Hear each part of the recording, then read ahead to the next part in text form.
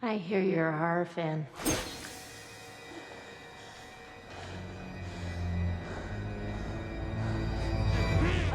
Shit. I'm the first to admit it. If this were a scary movie, I'd be the prime suspect. Ring, ring. Hello. What's your favorite scary movie? Nightmare on Elm Street. I like that movie. It was scary. Wow, well, the first one was, but the rest sucked. Devil shits. Would you call me? Not your friend. Who played the dumb bitch at the beginning of Stab 1 who answers the phone and gets carved up by the killer? Anagram! I don't even have a boyfriend right now. I lied! I do have a boyfriend. Baby, it's just a movie. With the murders and all, it's like right out of a horror movie or something.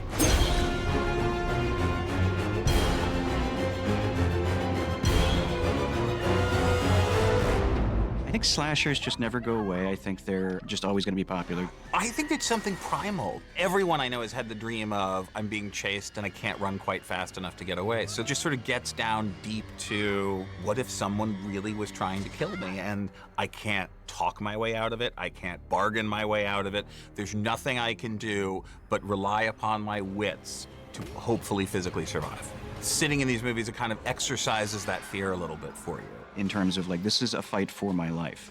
And I think that's something that you can, as an audience member, experience vicariously, and it makes you feel like you've survived something when you leave the theater. I think getting that rush of fear must release some sort of dopamine or something, because people are addicted to it. Just like going on a roller coaster, or people want to jump out of airplanes. I think it just is a heightened emotion that gives you a thrill. We sell this costume every 5 and dime in the state. Yes, of course, I was a big fan of Scream. The one that's just called Scream, the first one that's just called Scream, changed our culture. And I knew it when I was sitting in the movie theater watching it. And then it just blew up in a way because we were watching one of the first comedies that really was what we now call meta, where they're talking about the making of it while they're making it. It was really groundbreaking. That is so sexist. The killer could easily be female. Basic instinct. That was an ice pick. Not exactly the same thing. The thing that's so great about the Scream franchise is it's so meta and self-referential. This is standard horror movie stuff. You know, a lot of times the things that you might put on camera that would feel very kind of on the nose, they were totally game for and into. So including a lot of little nods to the original and just previous films in general. You have a movie that can talk about the movie in real time. And we've had a lot of fun with that on this one. So much of what we loved about the original 4 is that, you know, we talk a lot about how those movies were sort of gateways into the genre for us. And it wasn't just about falling in love with one movie, with the original Scream. It was also falling in love with all of the movies that movie was referencing. And it became sort of an encyclopedia in so many ways, and an entry point for us into the genre, and anybody who watches it into the genre. So I think there's something really, there's an opportunity in that for us now, you know, on Scream 5, Scream 6, to continue to do that, to, you know, not only make a movie for fans of the franchise, but make a movie for newcomers and create the same sort of window into the horror universe that we had watching the original with these new films. This is Tori Spelling, starring in the new film, Stab. My mom's dead and she's never coming back. Your mom left town. She's not lying in a coffin somewhere. Okay, I'm sorry. At least you get David Schwimmer. I'm starting to see why Tori Spelling and David Schwimmer didn't want to come back. I want to be in the sequel. Are you suggesting that someone's trying to make a real-life sequel? Because let's face it, baby, these days, you gotta have a sequel. We want to do that. Sequels suck. Not only are the meta aspects of it prevalent in this one, I think there's a little bit something for everybody in a Scream movie. I think if you're a traditional slasher fan, you get the slashing and the gore. But then the hidden gem of all Scream movies is the whodunit element. And I think right now in popular culture and in what people are watching, they're loving the mystery element and discovering who did it and pulling apart the layers of the onion that way. God damn it. I got it wrong again. And then on top of that, you have a little bit of levity involved inside of the terror and the emotion and everything else that's going on. Fuck this franchise. It became a very playful thing to do, just to find Easter eggs and like the colors of the cups, you know, in the frat house being the same as the ones Stu and Billy were using in the first Scream, and, you know, just like trying to bring a bunch of little mini things to connect all of the projects, all of the films together in our world. So it was kind of fun. At the beginning, our decorator, Suzanne, didn't know anything about the franchise either, our props person either, you know, and we were all like, what is this, you know? And they all became experts of looking for little things. And then from the films, but also from like other horror films, to try to bring stuff in there that, you know, creates some seeds for a couple of fans to pick up on. I mean, if like 2 people see, we won, you know? I thought in the movies... Forget about the movies don't matter. It makes it more interactive. You can't just sit back and like complacently watch the film.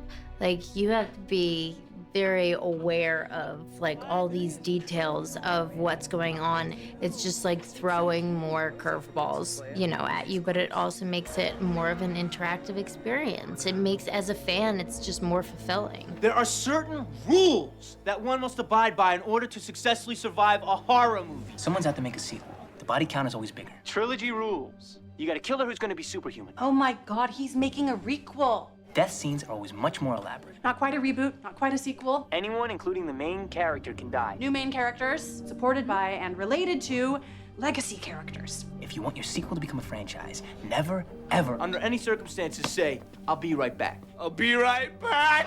It's fun because the things we're commenting on, we're not criticizing. We're not taking pot shots and going, the tropes are lame. We're just saying that they exist. Yeah. And so crafting these Mindy speeches is always just a blast. Someone is out to make a sequel to the requel. And Jasmin killed it. That was like a 4-page monologue that this queen did. And we were all just like chilling, having a great, nice day. And she was like, you know, doing all the work for us. So it was great. In the last film, I didn't really work with Mason or Jasmin. I just hung out with them. So it's nice to have established that work relationship with them now, or see that side of them. So cool. And Jasmin is one of the funniest people I know. The love I have for that woman is unbelievable, and she knows it. We're in a franchise, and there are certain rules to a continuing franchise. The writing is so good. Those monologues, the last one too, I memorized so fast in like a day or 2. That's been really fun. It's been very educational for me. Honestly, I didn't know the rules of horror movies until diving into Mindy, and it's given me more respect for the horror genre in general. But I love doing those scenes because it feels like a day of theater, and I'm a theater kid at heart. I love a big, juicy monologue. And in this movie and the last one, everyone's just gathered around as I'm performing at them all day, and that's fun. It's also meta because she's Randy's niece.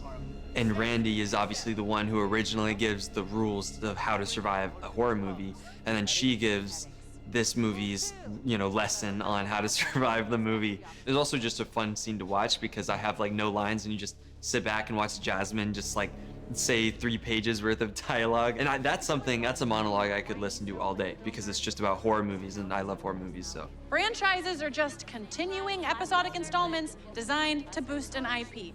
It's absolutely bonkers. It's a movie that's a fiction about making fiction, and it's been spitting up its own innards for 25 years.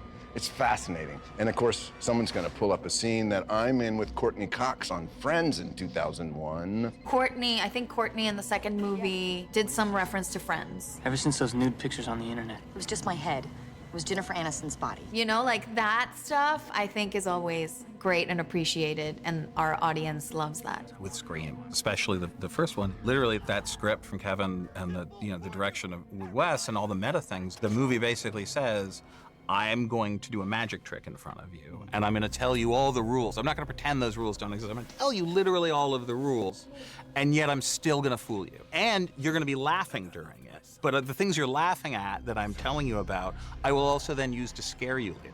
Like, even though I'm admitting to you that I'm fooling you and doing a magic trick.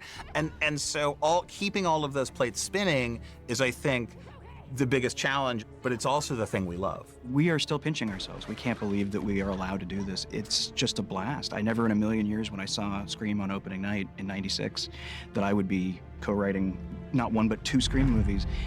It's a thrill and it's a privilege, and you know, again, as a fan, it's just a dream. This is the moment when the supposedly dead killer comes back to life for one last scare.